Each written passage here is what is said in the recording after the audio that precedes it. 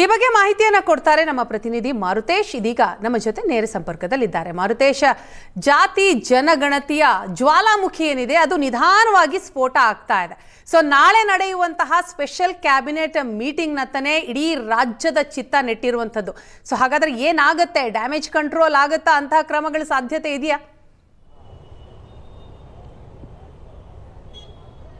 ಸದ್ಯಕ್ಕೆ ಸರ್ಕಾರ ಇದನ್ನು ಒಪ್ಕೊಳ್ಬೇಕು, ಇಲ್ಲಾಂದರೆ ಸಚಿವ ಸಂಪುಟ ಸಭೆ ಉಪಸಮಿತಿಗೆ ವಹಿಸಬೇಕು, ಅಥವಾ ಇನ್ನೊಂದು ಆಪ್ಷನ್ ಅಂದರೆ ವಿಷಯ ತಜ್ಞರಿಗೆ ಈ ವರದಿಯನ್ನು ಒಪ್ಪಿಸಿ ಈ ವರದಿಯನ್ನು ಕೂಲಂಕುಷವಾಗಿ ಅಧ್ಯಯನ ನಡೆಸಿ ಒಂದು ವರದಿ ಕೊಡಿ, ಅದರ ಮೇಲೆ ತೀರ್ಮಾನ ಮಾಡೋಣ ಅನ್ನುವಂಥದ್ದನ್ನು ಮಾಡಬಹುದು. 3 ಅವಕಾಶಗಳು ಸರ್ಕಾರಕ್ಕೆ ಇದೆ. ಸಂಪೂರ್ಣವಾಗಿ ಈ ವರದಿಯನ್ನು ತಿರಸ್ಕಾರ ಅಂತೂ ಸಿದ್ದರಾಮಯ್ಯನವರು ಮಾಡಲ್ಲ ಅನ್ನೋದಂತೂ ಬಹಳ ಸ್ಪಷ್ಟ.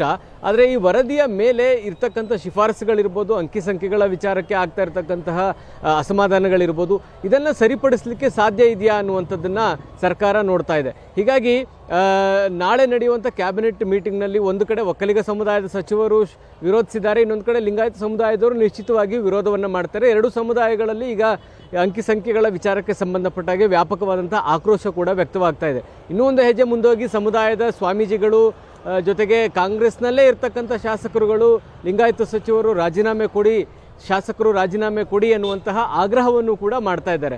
ಅಂದರೆ ಜಾತಿ ಗಣತಿಯ ವಿಚಾರಕ್ಕೆ ಸಂಬಂಧಪಟ್ಟ ಹಾಗೆ ಅಂಕಿಅಂಶಗಳಲ್ಲಿ ಆಗ್ತಾ ಇರತಕ್ಕಂತಹ ವ್ಯತ್ಯಾಸದ ಆಕ್ರೋಶ ಎಷ್ಟರ ಮಟ್ಟಿಗೆ ಇದೆ ಅನ್ನುವಂಥದ್ದು ಈ ಮೂಲಕ ಗೋಚರ ಆಗ್ತಾ ಇದೆ. ಹೀಗಾಗಿ ನಾಳಿನ ಕ್ಯಾಬಿನೆಟ್ನಲ್ಲಿ ಲಿಂಗಾಯತ ಒಕ್ಕಲಿಗ ಸಮುದಾಯದ ಸಚಿವರ ಅಭಿಪ್ರಾಯಗಳನ್ನು ಮುಖ್ಯಮಂತ್ರಿಗಳು ಹೇಗೆ ನೋಡ್ತಾರೆ ಅನ್ನೋದು ಸದ್ಯಕ್ಕಿರುವಂಥ ಪ್ರಶ್ನೆ.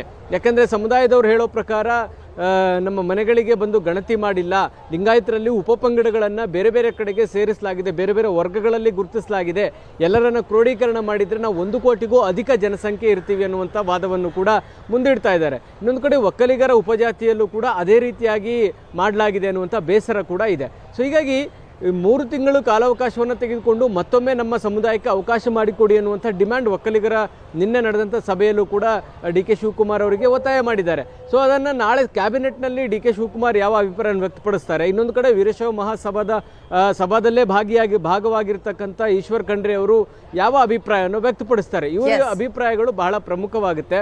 ಒಟ್ಟಿನಲ್ಲಿ ಸರ್ಕಾರ ಇದನ್ನು ಬಹಳ ಸೂಕ್ಷ್ಮವಾಗಿ ತೆಗೆದುಕೊಳ್ಬೇಕಾಗುತ್ತೆ. ಏಕಾಏಕಿ ನಿರ್ಧಾರ ಮಾಡಲಿಕ್ಕಂತೂ ಸಾಧ್ಯ ಇಲ್ಲ ಅನ್ನುವಂತಹ ಅರಿವು ಕೂಡ ಮುಖ್ಯಮಂತ್ರಿಗಳಿಗೆ ಇದೆ. ಹಾಗಾಗಿ ನಾಳೆ ಸಂಜೆ 4 ಗಂಟೆಗೆ ಕ್ಯಾಬಿನೆಟ್ ಮೀಟಿಂಗ್ ಇದೆ. ಕ್ಯಾಬಿನೆಟ್ ಮೀಟಿಂಗ್ನ ಬಳಿಕ ನಾಳೆಯ ತೀರ್ಮಾನಗಳಾಗುತ್ತಾ ಅನ್ನೋದು ಸದ್ಯಕ್ಕಿರುವಂಥ ಪ್ರಶ್ನೆ. Veena, yes thank you Maruthesh ತಮ್ಮ ಡೀಟೇಲ್ಸ್ಗಾಗಿ.